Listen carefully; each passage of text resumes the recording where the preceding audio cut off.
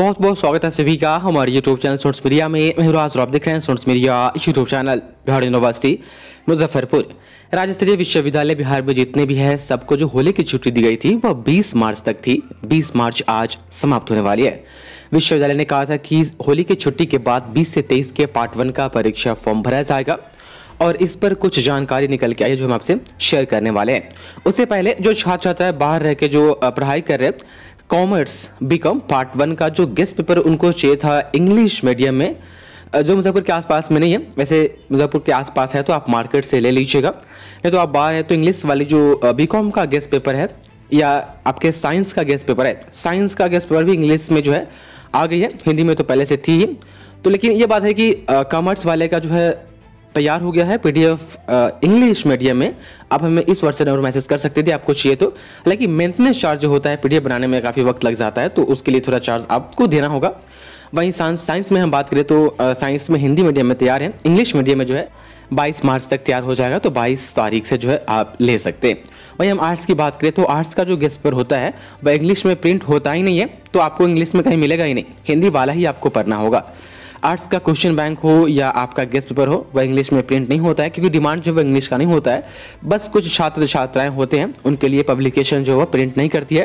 Vaishali publication Bihar university के लिए ठीक है, आप उसका जो है गेस्ट पेपर इस्तेमाल कर सकते हैं अपनी परीक्षा की तैयारी के लिए। हम बात करते हैं परीक्षा फॉर्म भरे जाने के ऊपर और परीक्षा के लिए, तो ऐसा उम्मीद जताया जा रहा है कि 29 मार्च से जो है आपका परीक्षा फॉर्म भरा जाएगा। 29 मार्च हो सकता है 28 तारीख को सारा सिस्टम पर अपलोड होकर रेडी हो जाए। 29 मार्च से आपको परीक्षा फॉर्म भरने का ऑप्शन दिया जाए। इसी वेबसाइट पर जो है आपका परीक्षा फॉर्म पार्ट 1 का फिलअप करवाया जाएगा।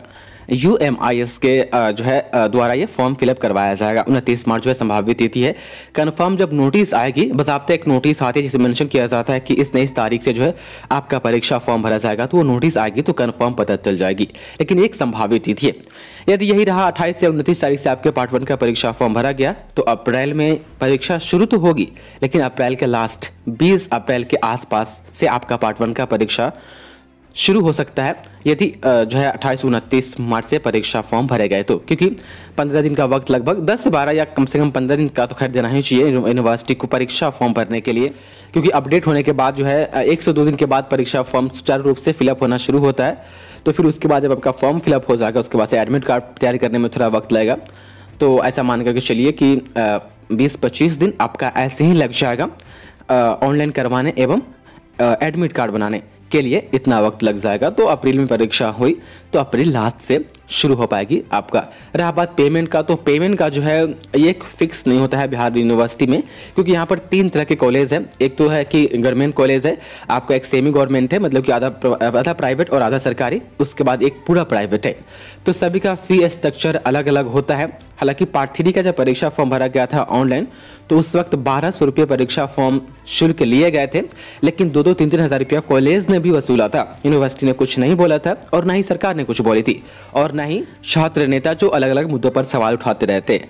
तो इस बार यदि ऑनलाइन शुल्क आपसे लिया गया तो मोटा मोटी मान के चलिए आपसे 1800 से 2500 के बीच में आपसे लिया जाएगा, ऑनलाइन यदि शुल्क लिया गया था।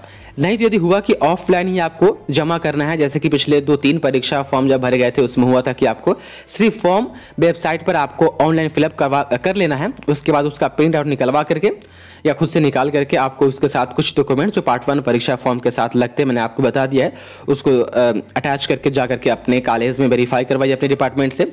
उसके बाद से वहीं पर जो है काउंटर पर जा करके आप उस फॉर्म को जमा कीजिए और फी वहाँ पर जो है आपको जमा करना होता था। तो यदि ऑफलाइन परीक्षा फॉर्म फिलअप हुआ तो फिर ये बहुत दिक्कत हो जाएगी, क्योंकि प्राइवेट कॉलेज में जो है अधिक से अधिक पैसा लिया जाता है।